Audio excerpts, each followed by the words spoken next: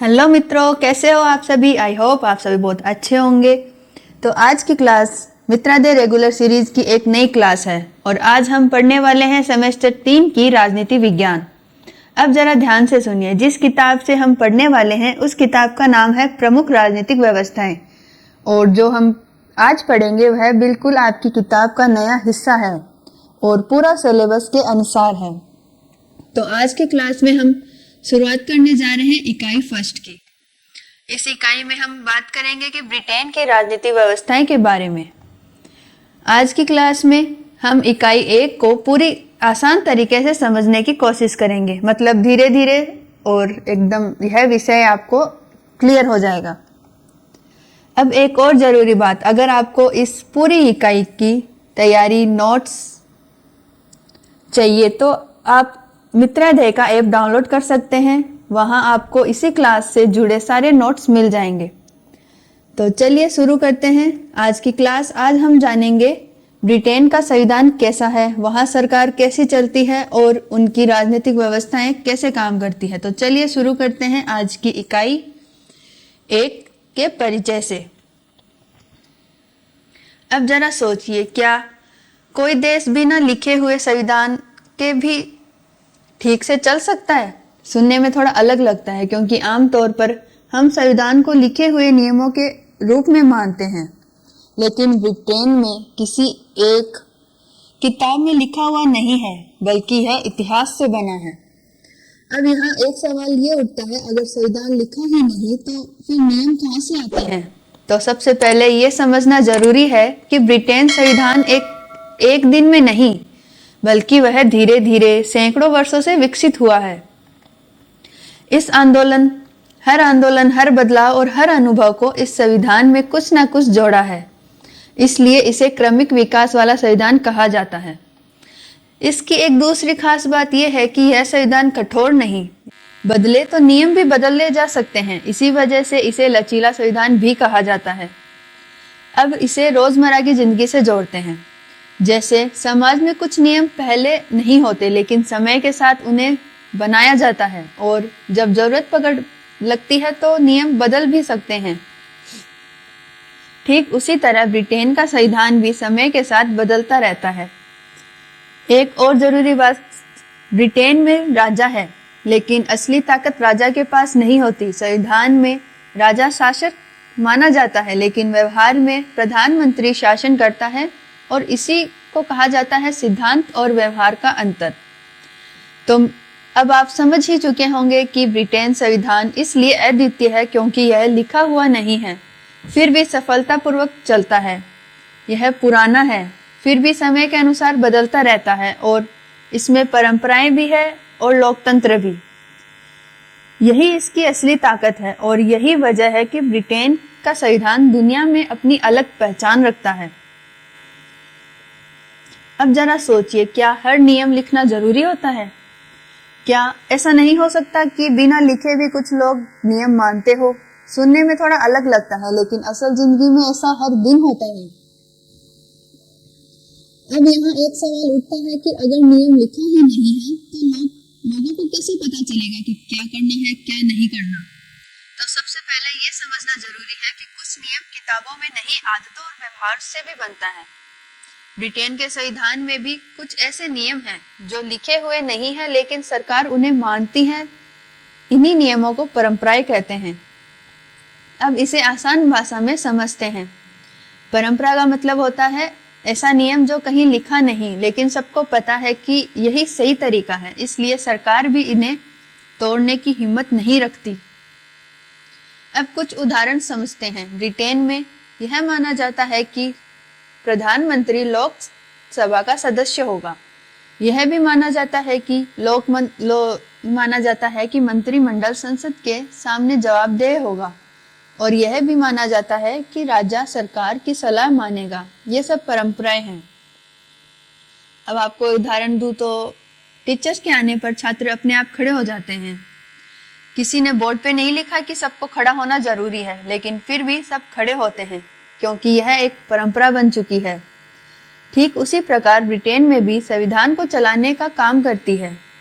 वे कानून को कठोर नहीं बनाती, बल्कि उसे आसान और व्यवहारिक बनाती है। तो आपको क्लियर हो गया होगा कि परंपराएं कोई छोटी बात नहीं, वे संविधान की आत्मा है। वे शासन को संतुलन में रखती हैं और यही कारण है कि ब्रिटेन का संविधान बिना लिखे भी सफलतापूर्वक चलता है। और हाँ, एक जरूरी बात कि अगर आपको इस यूनिट के बेस्ट और सबसे महत्वपूर्ण MCQ test series model paper चाहिए तो आपको मित्राध्याय का ऐप डाउनलोड करना है। इस ऐप का लिंक आपको वीडियो के डिस्क्रिप्शन और पिन कमेंट में मिल जाएगा। अगर आप चाहे तो आप इसे सीधा प्ले स्टोर पर जाकर भी मित्राध्याय सर्च करेंगे तो आपको ऐप मिल जाएगा। इस ऐप में आपको हिंदी इंग्लिश दोनों भाषाओं में मिल सकते हैं। मतलब जो क्लास आप यूट्यूब पे देख रहे हैं उनकी पीडीएफ नोट्स भी वही मिलेगी। और इसके अलावा आपको एक ऐसे नोट्स भी मिलेंगे जो बिल्कुल परीक्षा में उत्तर लिखने की शैली में होंगे। और अभी तो रिपब्लिक डे का ऑफर भी चल रहा है। इस समय सेमेस्टर 3 का all in one combo pack offer मिल रहा है जो सिर्फ 149 रुपए में, और अगर आप सिर्फ एक ही विषय लेना चाहते हैं तो वह भी कम प्राइस में मिलेगा। तो प्राइस बढ़ने से पहले आप इस कोर्स को खरीद लें क्योंकि यह आपके एग्जाम की तैयारी के लिए बहुत ज़्यादा काम आने वाली है और अब तो पेपर्स भी आने वाले हैं। लिंक आपको डिस्क्रिप्शन और पिन कमेंट में मिल जाएगा। तैयारी को एक अलग लेवल पर लेके जाएं। अब जरा सोचिए, जब हम राजा शब्द सुनते हैं तो हमारे मन में क्या आता है? ताज पहना हुआ व्यक्ति, सिंहासन पर बैठा हुआ शासक। लेकिन अब एक सवाल उठता है, क्या ब्रिटेन में राजा सच में शासन करता है या सिर्फ नाम का राजा है? तो सबसे पहले यह समझना जरूरी है कि ब्रिटेन में राजा एक व्यक्ति है लेकिन ताज एक संस्था है। मतलब राजा बदल सकता है लेकिन ताज नहीं। अब यहाँ एक बहुत जरूरी बात है, ब्रिटेन में राजा शासन नहीं करता बल्कि राज्य करता है। असल शक्ति प्रधानमंत्री और मंत्रिमंडल के पास होती है। राजा का काम होता है सरकार की सलाह सुनना और उसे सही दिशा में प्रोत्साहित करना, और अगर कोई गलती हो रही हो तो चेतावनी भी देना। अब इसे आसान उदाहरण में समझते हैं। जैसे किसी स्कूल में प्रिंसिपल स्कूल का प्रतीक होता है और रोज फैसले शिक्षक और स्टाफ मिलकर लेते हैं। ठीक वैसे ही ब्रिटेन में राजा प्रतीक है और सरकार फैसले लेती है। अब एक और बात ध्यान देने वाली है कि राजा को अपने मन से कोई बड़ा फैसला लेने का अधिकार नहीं होता। वह वही करता है जो सरकार सलाह देती है। इससे देश में लोकतंत्र बना रहता है और शक्ति का दुरुपयोग नहीं होता। तो आपको समझ में आ गया होगा कि ब्रिटेन में राजा का होना लोकतंत्र के खिलाफ नहीं बल्कि परंपरा और स्थिरता का प्रतीक है, और ताज उस व्यवस्था की निरंतरता को दिखाता है। यही कारण है कि ब्रिटेन की राजनीति व्यवस्था में राजा और ताज का स्थान सम्मानजनक है, लेकिन असल शासन में जनता द्वारा चुनी गई सरकार चलाती है। अब जरा सोचिए, देश असल में कौन चलाता है?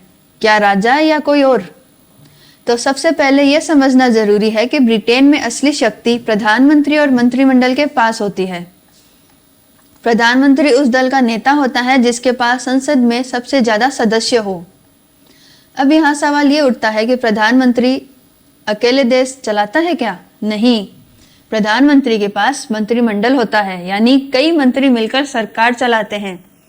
प्रधानमंत्री मंत्रिमंडल का चयन करता है, उन्हें अलग अलग विभाग देता है और सरकार की दिशा तय करता है। इसलिए कहा जाता है प्रधानमंत्री सरकार का नेतृत्व करता है। अब जरा ध्यान देने वाली बात यह है कि जो मंत्रिमंडल संसद के प्रति जवाबदेह होते हैं, मतलब सरकार को संसद को जवाब देना पड़ता है। अगर संसद भरोसा हटा ले तो सरकार को जाना पड़ता है। अब इसे आसान शब्दों में समझते हैं। जैसे स्कूल का प्रिंसिपल होता है और कई टीचर्स मिलकर स्कूल चलाते हैं, ठीक उसी प्रकार प्रधानमंत्री और मंत्री मिलकर देश चलाते हैं। अब एक और जरूरी बात ये समझना कि प्रधानमंत्री सबसे शक्तिशाली जरूर होता है, लेकिन वह मनमानी नहीं कर सकता। उसे संसद की बात माननी पड़ती है और जनता के सामने जवाबदेह रहना पड़ता है। तो आपको क्लियर हो गया होगा कि ब्रिटेन की राजनीति व्यवस्था में प्रधानमंत्री और मंत्रिमंडल असली शासन चलाते हैं। यही लोकतंत्र की असली पहचान है और सत्ता जनता द्वारा चुने गए लोगों से पास होती है। अब जरा सोचिए, अगर एक मंत्री गलती करे तो क्या वही मंत्री जिम्मेदार होगा या पूरी सरकार को सवाल उठेगा? यही से आता है सामूहिक उत्तरदायित्व का सिद्धांत। सबसे पहले इसे आसान भाषा में समझते हैं। सामूहिक उत्तरदायित्व का मतलब है कि सरकार के सभी मंत्री मिलकर जिम्मेदारी उठाते हैं। अगर सरकार कोई फैसला लेती है तो वह फैसला पूरे मंत्रिमंडल माना जाता है। अब यहाँ एक बहुत जरूरी बात है, अगर किसी एक मंत्री की नीति गलत साबित हो जाए तो सिर्फ वही मंत्री नहीं बल्कि पूरी सरकार उसकी जिम्मेदार मानी जाती है। अब इसको डेली रोजमर्रा की जिंदगी से समझते हैं। जैसे एक खेल की टीम है, अगर मैच हार जाए तो सिर्फ कप्तान को थोड़ी पूरी टीम को जिम्मेदार माना जाता है ना। ठीक वैसे ही सरकार की गलतियों की जिम्मेदारी पूरे मंत्रिमंडल पर होती है।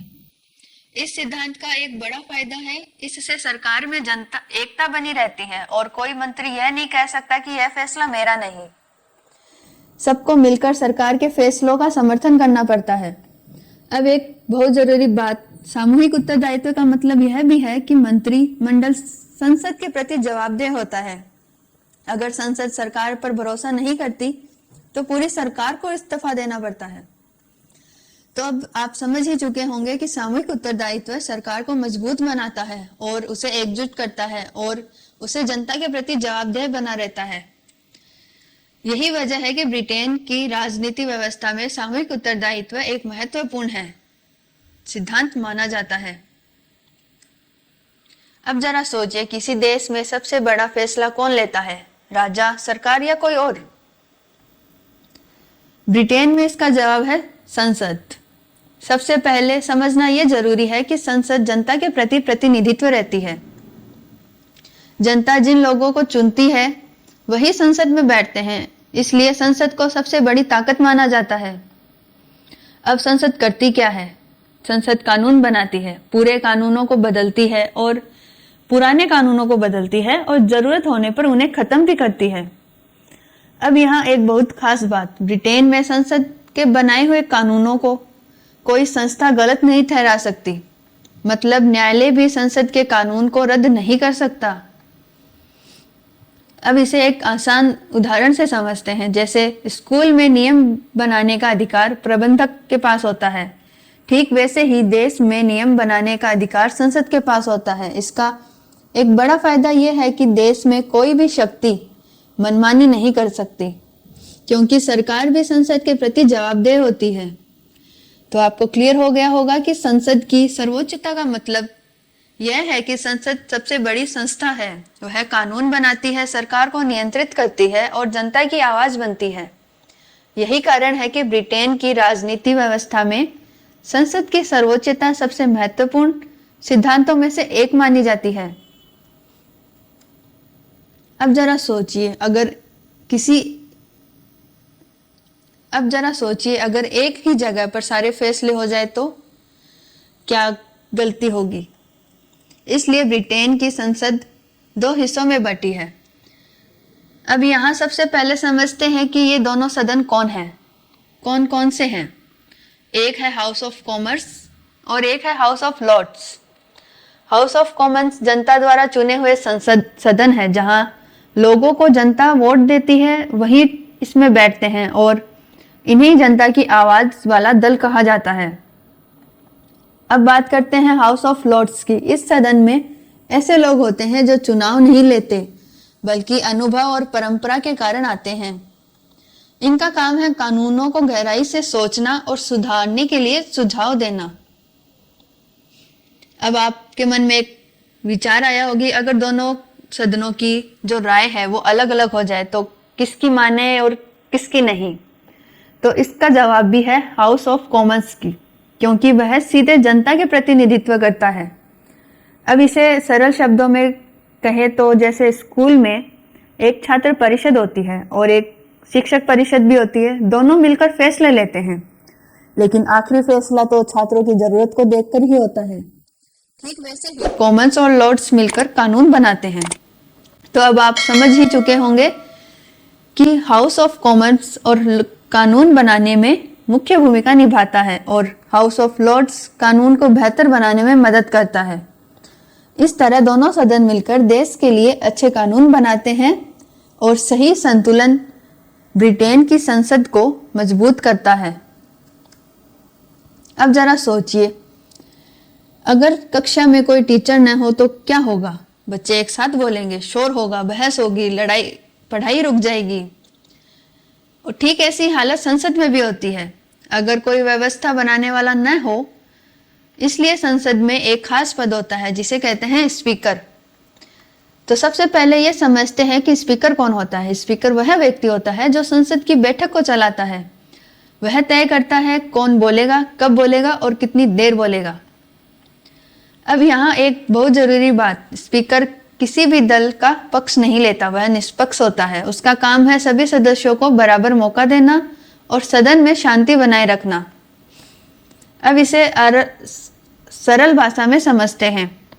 जैसे खेल में अंपायर होता है, वह न तो किसी टीम का होता है न किसी खिलाड़ी का, उसका काम है खेल को सही ढंग से चलाना। ठीक वैसे ही स्पीकर संसद का एम्पायर होता है। अगर कोई सदस्य नियम तोड़े या ज्यादा शोर करे तो स्पीकर उसे चुप करा देता है या कभी बाहर भी भेज सकता है। इससे संसद की गरिमा बनी रहती है। अब एक और बात समझते हैं, स्पीकर का फैसला अंतिम माना जाता है। उसके आदेश को सभी मानते हैं। इससे संसद की कार्यवाही ठीक से चलती है। तो आपको क्लियर हो गया होगा कि स्पीकर का काम सिर्फ कुर्सी पर बैठना नहीं, वह संसद की व्यवस्था, निष्पक्षता और गरिमा का रक्षक होता है। यही वजह है कि संसद के सदस्य में स्पीकर का पद बहुत सम्मानीय है और उसे बहुत जिम्मेदारी वाला माना जाता है। अब जरा सोचिए, अगर देश में कानून सिर्फ आम लोगों के लिए हो तो ताकतवर लोगों के लिए न हो तो क्या होगा? अन्याय होगा। इसी सवाल से जुड़ा है कानून का शासन। सबसे पहले इसे आसान शब्दों में समझते हैं। कानून का शासन का मतलब है कि देश में सब लोग कानून के बराबर होते हैं, चाहे वह राजा हो या आम आदमी। यहाँ सब एक बहुत जरूरी बात है, सरकार भी कानून के अनुसार ही काम करती है। वह अपने मन से जो चाहे वह नहीं कर सकती, उसे नियमों के अनुसार चलना पड़ता है। अब इसे इजी वे में कहे तो जैसे स्कूल में नियम सभी बच्चों के लिए होते हैं, चाहे वह मॉनिटर हो या साधारण छात्र। अगर कोई नियम तोड़े भी तो सजा भी सबको मिलती है। ठीक वैसे ही देश में कानून सब पर समान रूप से लागू होता है। इस सिद्धांत का एक बड़ा फायदा भी है, इससे लोगों की स्वतंत्रता सुरक्षित रहती है। कोई भी व्यक्ति मनमानी नहीं कर सकता, सबको न्याय पाने का अधिकार है। एक और बात समझते हैं, कानून का शासन लोकतंत्र की नींव है। अगर कानून मजबूत होगा तो लोकतंत्र भी मजबूत होगा। तो अब आप समझ चुके होंगे कि कानून का शासन का मतलब है बराबरी, न्याय और नियमों का पालन। यही कारण है कि ब्रिटेन की राजनीति व्यवस्था में इस सिद्धांत को बहुत महत्वपूर्ण दिया जाता है। अब जरा सोचिए, अगर सरकार बदल जाती है, मंत्री बदल जाते हैं, लेकिन दफ्तर का काम चलता ही रहता है, तो आखिर ये काम कौन करता है? इसी से जुड़ा है नौकरशाही का विषय।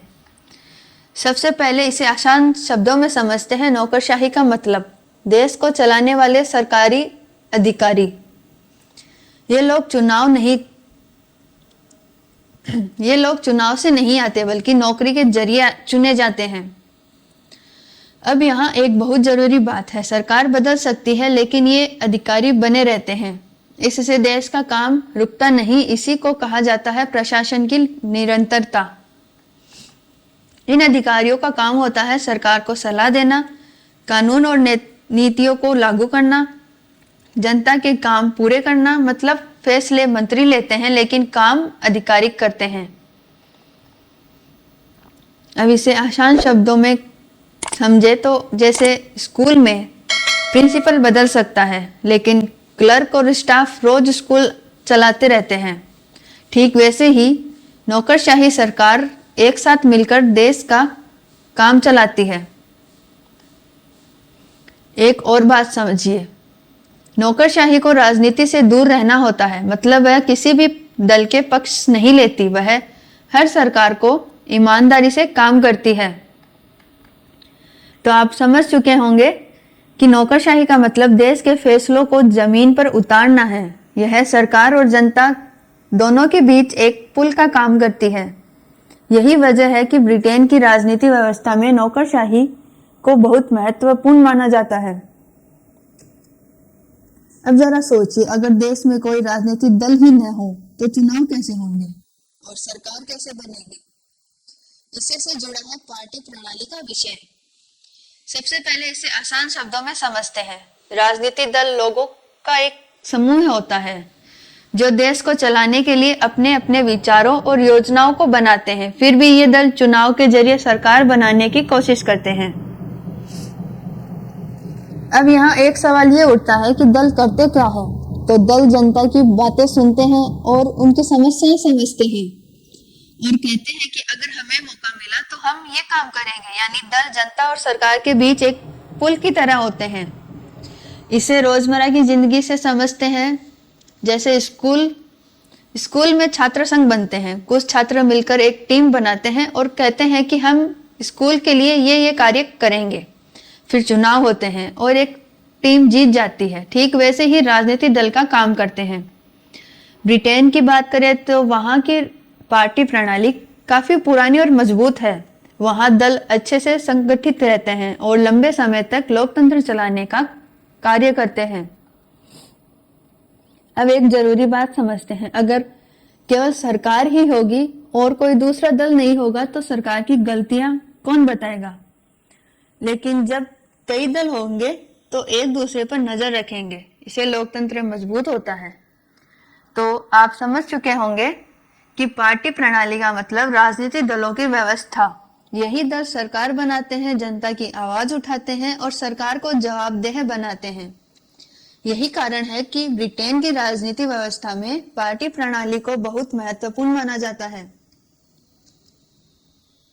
अब जरा सोचिए, अगर एक ही दल के नेता संसद में अलग अलग बातें करने लगे और हर कोई अपनी मर्जी से वोट देने लगे तो क्या सरकार ठीक से चल पाएगी?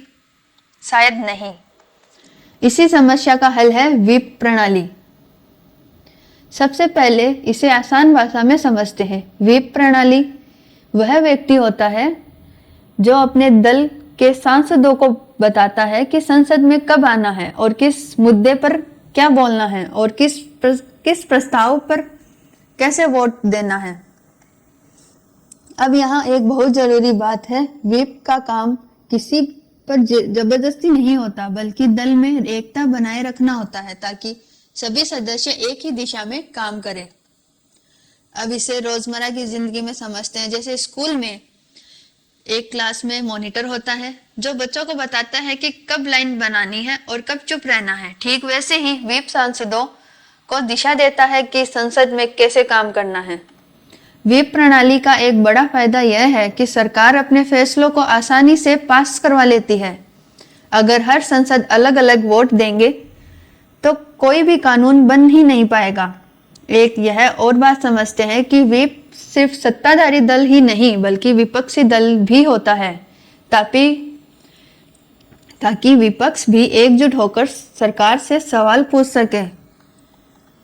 तो आप समझ ही चुके होंगे कि व्हिप प्रणाली का मतलब दल के भीतर अनुशासन, संसद के काम व्यवस्थित बनाती है और सरकार को स्थिर बनाए रखने में मदद करती है। यही कारण है कि ब्रिटेन की राजनीति व्यवस्था में व्हिप प्रणाली को बहुत महत्वपूर्ण माना जाता है। अब जरा सोचिए, अगर सरकार जो चाहे वही करे और कोई सवाल न पूछने वाला हो तो क्या यह सही होगा? शायद नहीं।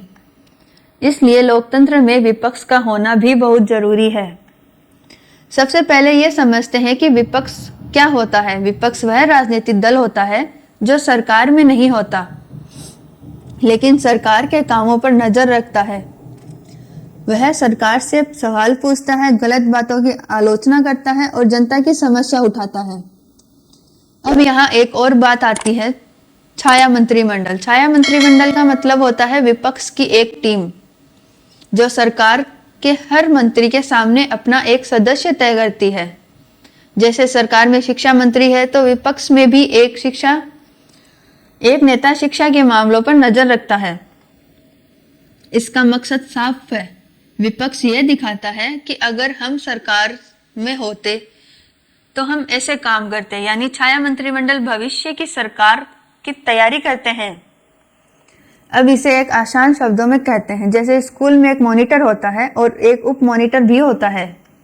अगर मॉनिटर गलती करे तो उप मॉनिटर उसे टोक सकता है, ठीक वैसे ही विपक्ष सरकार को टोकता है और छाया मंत्रिमंडल उसकी मदद करता है। इस व्यवस्था का एक बड़ा फायदा यह है कि सरकार मनमानी नहीं कर सकती, उसे हर फैसले का जवाब देना पड़ता है। इससे शासन ज्यादा जिम्मेदार बनता है। तो आप समझ चुके होंगे कि विपक्ष और छाया मंत्रिमंडल लोकतंत्र की सुरक्षा करते हैं। वे सरकार पर नजर रखते हैं, जनता की आवाज बनते हैं और भविष्य की सरकार के लिए तैयारी करते हैं। यही कारण है कि ब्रिटेन की राजनीतिक व्यवस्था में विपक्ष और छाया मंत्रिमंडल को बहुत महत्वपूर्ण माना जाता है। अब जरा रुकिए और सोचिए कि आज हमने क्या क्या सीखा। आज हमने सिर्फ बातें नहीं सुनी, हमने एक पूरी राजनीतिक व्यवस्था को समझा है।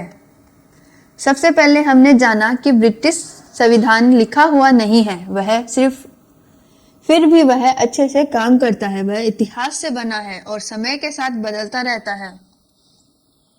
फिर हमने परंपराओं के बारे में सीखा जो लिखी नहीं होती लेकिन सरकार उन्हें मानती है। यही संविधान को चलाने में परंपराओं की बहुत बड़ी भूमिका है। हमने राजा और ताज के बारे में भी समझा कि राजा देश का प्रतीक होता है लेकिन असली शासन प्रधानमंत्री और मंत्रिमंडल चलाते हैं।